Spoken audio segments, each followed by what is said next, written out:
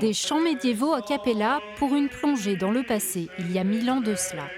Alors que la religion catholique en pleine expansion confisque la liberté des femmes, les mène pour certaines au bûcher, des danseuses devenues guerrières, chasseresses, pour revendiquer leur féminité. C'est quand même à ce moment-là qu'a commencé la prise d'un certain pouvoir religieux qui a commencé à annihiler le féminin.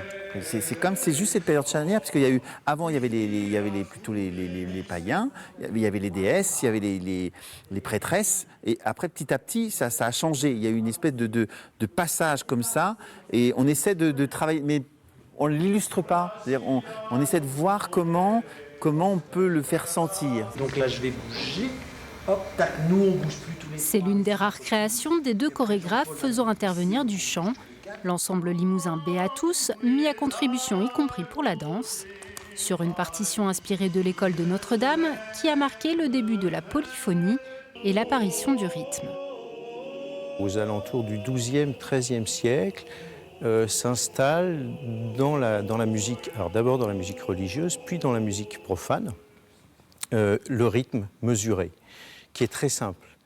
Le premier rythme, c'est longue, brève, longue, brève, longue.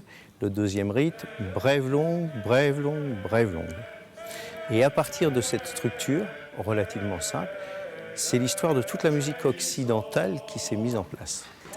Limoges accueillera mardi soir la première d'Anachronos, mariage de la musique médiévale et de la danse contemporaine.